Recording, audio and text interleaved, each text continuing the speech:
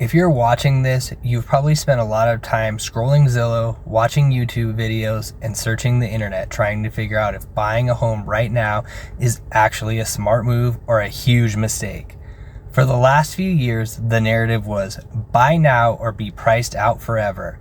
But today, that data tells a different story. If you've been looking at Boulder and realized the monthly payment on a $2 million fixer-upper just doesn't make sense, or if you've looked further east and worried about being isolated from the lifestyle you actually want, you are looking for a balance. Welcome to Longmont, Colorado.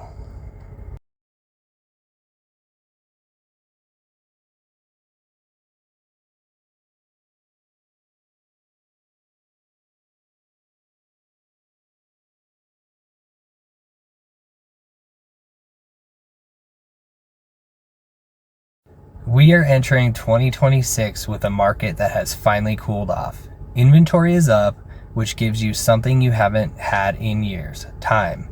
Time to compare, time to inspect, and time to make a decision without the panic. I'm Mark Powell. First, I want to say a huge thank you for spending time with me today. I know there's a lot of conflicting advice out there, and I appreciate you spending your time here. If this video helps clarify your search, please do me a favor and hit that like button and subscribe. It really helps me reach more people who are trying to navigate this market just like you. Today we're doing a realistic deep dive. We're going to take a look at infrastructure, the reality of the commute, construction, and I'm going to take you inside specific neighborhoods, breaking down the price points so you can see the math actually works for your budget. Let's go. First, let's talk about the logistics. I know many of you are working hybrid or remote, so you have some flexibility, but you don't want to be stranded. Longmont sits in a 45-minute bubble. You are 45 minutes from the airport, 45 to Denver, and 30 to Fort Collins. But if you still have to commute to Boulder a few days a week, we need to be transparent about the diagonal highway right now. In 2026, it's under heavy construction. It's messy. You will hit traffic. However, if you are thinking with a 3 to 5 year time horizon, this is actually an opportunity. They are building a rapid bus transit system and a massive commuter bikeway. When this finishes in roughly 2027, the connectivity to Boulder will be seamless. Buying now, while it's annoying, could mean you are buying into value that hasn't fully been realized yet. Also, downtown Longmont just finished the Kaufman Street Mobility Project. It's finally done. Wide sidewalks, protected bike lanes. It's made the downtown area much more walkable and human scale. Now for my remote workers. This usually is the deciding factor for people moving here from Denver or out of state. We have NextLight. If you haven't heard of it, NextLight is the community-owned fiber internet. It is not a big corporate provider. It is consistently ranked as one of the fastest ISPs in the country. We are talking symmetrical gigabyte speeds for usually under $70 a month.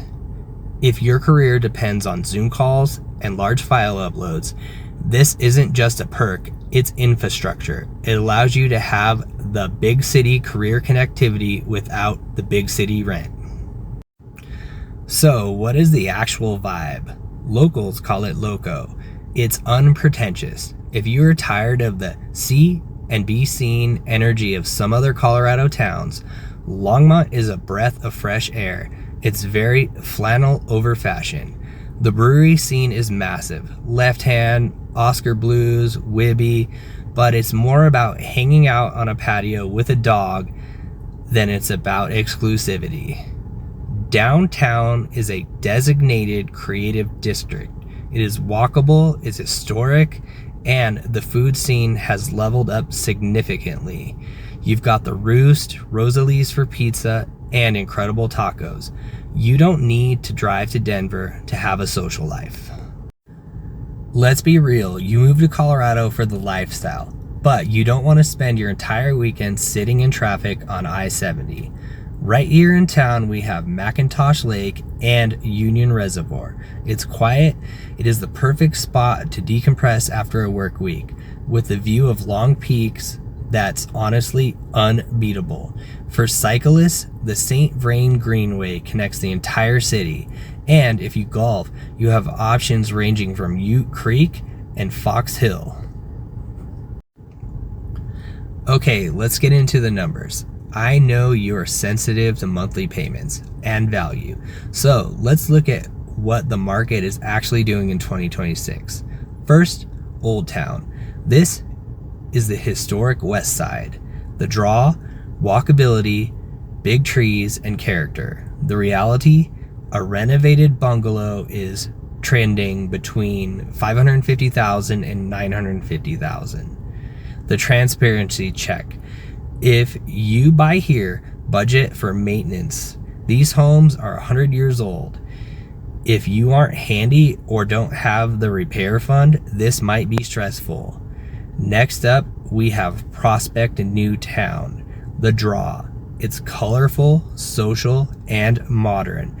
It's great if you want instant community. The reality, condos start in the 450,000s, but single family homes range from 800,000 to over 1.5 million. It's a specific lifestyle choice with a higher density. If you want space and a newer build, look at Somerset Meadows in southwest Longmont. The draw, luxury mountain views, the fastest commute to Boulder. The reality, 1.2 million to 2.5 million. This is a higher entry point, usually for those moving up from a smaller condo or relocating with equity.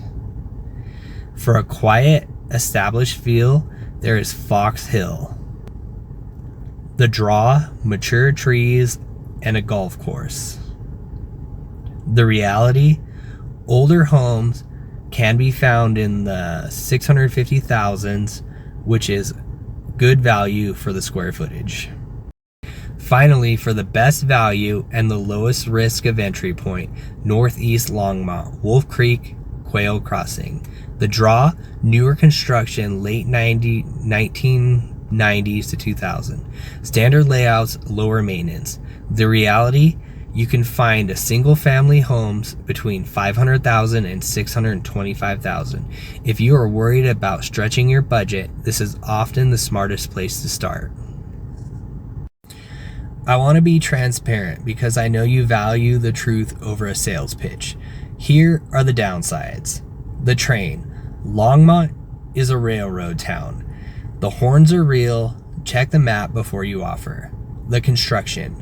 The commute improvements I mentioned, they are going to take time. It will be messy for another year. The aroma. We are near farmland. Occasionally, the wind shifts and you smell cows. I'm curious, does the train noise or the occasional farm smell act as a deal breaker for you? Or is it just an acceptable trade-off for the lower cost of living? Let me know in the comments. I'd love to hear your take. Here's the bottom line. You don't want to make the mistake with your finances. I get that. But Longmont offers a balance that is hard to find right now. High-speed connectivity for your career, genuine community for your life, and a price point that doesn't leave you house poor. I'm Mark Powell. I help people navigate these decisions every day. If you're trying to visualize what your budget actually gets you in this market, I've put together a list of homes specifically in the 600,000 range so you can see exactly what the price point looks like in Longmont right now. You can find the link to that list right in the description below. It's a great way to benchmark your expectations. Thanks for watching, and I'll see you in the next one.